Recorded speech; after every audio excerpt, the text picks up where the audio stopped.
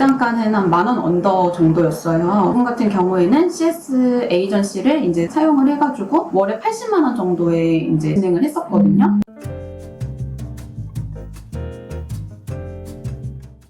오늘의 주제는 CS를 외부 에이전시로 쓸 것인지 아니면 내부 팀으로 꾸릴 것인지에 대한 고민인데요. 모든 회사들이 일정 수준의 스케일이 나오면 이 고민은 한 번씩 꼭 하고 가시는 것 같아요. 저 같은 경우에도 커머스 사이트를 만들었던 경험이 있는데 그때 일정 수준의 매출 규모가 나오니까 이 고민을 정말 치열하게 했던 경험이 있거든요. 제 경우에는 사실 내부 채용으로만 네. CS를 진행을 했었는데요. 네. 그래서 외부 에이전시를 사용하면 어떻게 워킹할지가 궁금하더라고요. 그러고 오늘 저희가 외주 CS에 대한 장단점과 내부 채용에 대한 장단점을 얘기해 보려고 해요. 첫 번째로는 내부 채용에 대해서 이야기해 볼 텐데요. 손님께서 아무래도 내부 채용 관련해서 일을 많이 해보셨기 때문에 장점부터 설명해 주실 수 있을까요? 내부 직원으로 CS팀을 꾸리다 보면 고객이 주는 피드백이라던가 제품의 방향성에 대한 힌트를 저희가 네. 적극적으로 회사에 전달할 수 있는 것 같아요.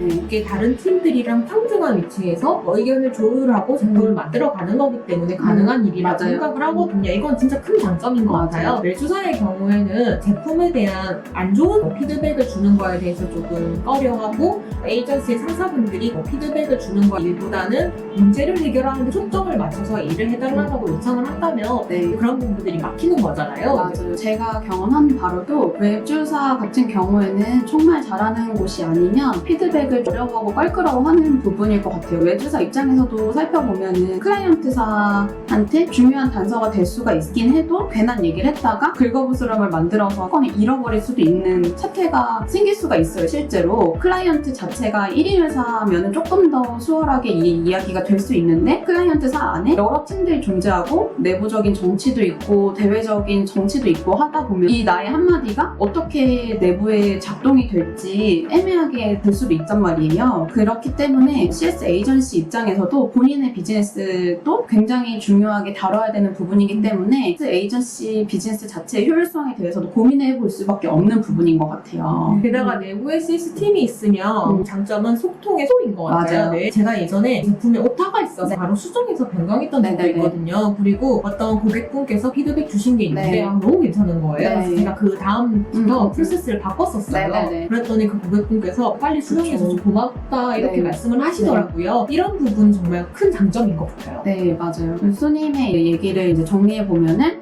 내부의 CS팀을 꾸릴 경우에는 일단 평등하게 피드백이 가능하고 빠르고 적극적으로 대응이 가능하다는 점인 것 같아요. 두 번째도 이와 유사한 맥락인데 서비스 자체를 새로 런칭하거나 문제가 조금 복잡하게 급하게 이제 터져버렸을 때 CS팀이 내부에 있으면은 훨씬 더 유동적으로 조율이 가능한 것 같아요. 이 이야기는 저희가 영상 찍기 전에 둘이 같이 나눠봤던 이야기인데 이 경험은 둘 다 공통적으로 갖고 있는 부분이더라고요. 네, 제가 이전 회사에서 경험을 했던 건데 런칭이 생각보다 너무 잘 된 거예요. 문책이 사전에 말할 수 없는 좀 내부 사정이 있었거든요. 근데 CS팀이 급하게 들어가도 유연하게 대처를 할 수 있고 직접적으로 내부 상태를 알고 고객을 만나는 거다 보니까 그런 부분도 좀 장점인 것 같아요. 그리고 CS 에이전시한테 이런 급박한 일을 갑자기 요청을 많이 할 경우에는 어떻게 보면 CS 에이전시 입장에서는 당연하게도 추가 차질을 요구할 수도 있는 부분 같아요. 네, 반면에 CS가 내부 채용으로 된다라고 네. 하면 단점도 있긴 한데요. 비용이라고 생각을 해요.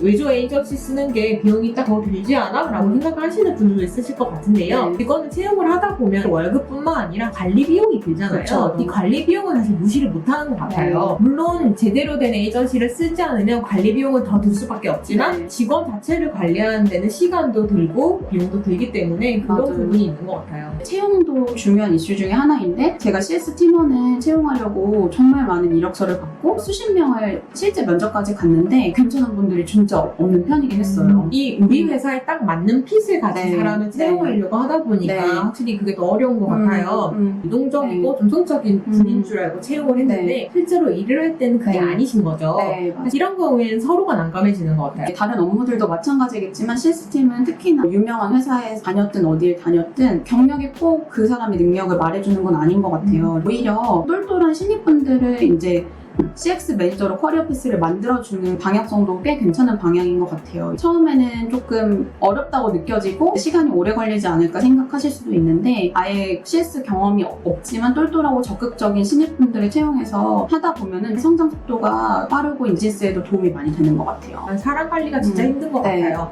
회사가 가진 목표나 네. 팀이 가진 목표를 네. 같이 맞춰가야 되는데 네. 팀원이 늘어날수록 네. 네. 이게 참 어렵더라고요. 이런 고민 때문에 사실 외주를 생각하시는 분들이 네. 많을 거라고 생각하는데요. 이번에는 외주 CS의 장단점을 확인해 보려고 합니다. 네. 저는 외주 에이전시를 고용해보거나 관리해본 적이 없는데요. 윤님은 이 경험이 있으시죠? 네, 저 같은 경우에는 외주사를 이제 고용하기 위해서 리서치도 해봤고 미팅도 많이 해봤고 그 다음에 셀렉트하고 그 다음에 관리까지 진행을 해본 경험이 있어요. 에이전시 같은 경우에는 장단점이 제와랑 반대되는 거라고 생각해 주시면 될 것 같아요. 방금 말씀드린 대로 일단 채용 관련해서 신경을 덜 써도 되는 부분이고 두 번째는 커리어 패스를 저희가 세팅해드릴 이유가 없으니까 그거에 대한 부담감이 없어지는 부분이 있고 그렇기 때문에 회사 규모에 따라서 관리 비용 자체가 줄어들 수밖에 없는 부분이고 근데 단점 같은 경우에는 처음에 말씀드린 것처럼 고객의 피드백이 사내에 이제 전파되는 커뮤니케이션 속도가 느려지고 경직될 수밖에 없는 것 같아요. 그러면 어떤 회사가 내부 CS를 채용하고 아니면 외부 에이전시를 네. 사용하는 게 좋을까요? 제 생각에는 일단은 객단가가 낮은 편이고 CS 하루 이익권은 좀 높은 편인데 브랜딩은 아직 신경을 안 써도 되는 개인 셀러 같은 분들은 CS 에이전시를 오히려 처음에 도입하는 게 저는 효율적인 것 같거든요. 제가 아는 셀러분 같은 경우에도 하루 문의건이 20건에서 30건 정도였는데 객단가는 한 10,000원 언더 정도였어요. 그분 같은 경우에는 CS 에이전시를 이제 사용을 해가지고 월에 80만 원 정도에 이제 진행을 했었거든요.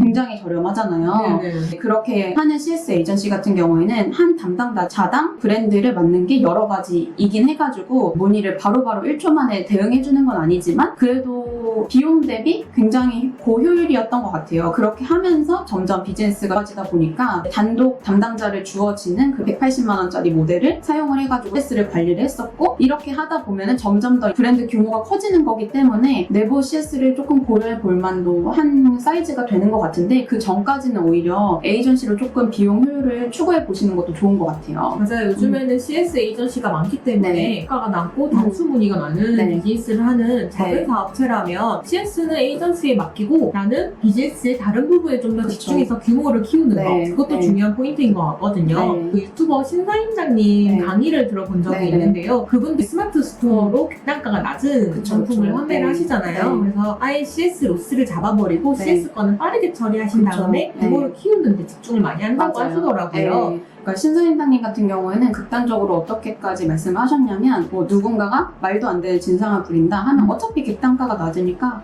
취소해드리겠습니다 혹은 교환해드리겠습니다 그렇게 해버리고 그냥 잊어버리는 게 훨씬 더 낫다라는 어드바이스를 주셨던 기억이 나요. 그런 식으로 아예 뭐 매출권의 뭐 3%로 로스로 그냥 처리를 해버리고 규모를 키운 다음에 내재화냐 CS 에이전시를 단독으로 사용하냐 이런 고민을 해보시는 것도 좋은 것 같고 두 번째 케이스는 사실 브랜딩이 중요하긴 한데 CS 역량이 내부에 거의 없다시피 하신 분들도 조금 더 깊이 있게 CX를 고민해 주실 수 있고 분석해 줄 수 있는 CS 에이전시를 사용을 해서 내부의 CS 역량을 좀 갖춰가고 경험치를 키워간 다음에 내재화 하시는 거를 추천드려요. 키웠던 이제 커머스 사이트가 정확히 모델을 가지고 갔는데 처음에 사실 CS 역량이 거의 없는 상태에서 바로 채용을 하려다 보니까 너무 어렵고 당장 일 처리를 해야 되는 사람이 없기 때문에 다른 비즈니스가 좀 감당이 안 되는 거예요. 그래서 이거 단기적으로 짧으면 6개월, 길면 1년 정도로 생각하고 CS 에이전시를 일단 도입해보자 해가지고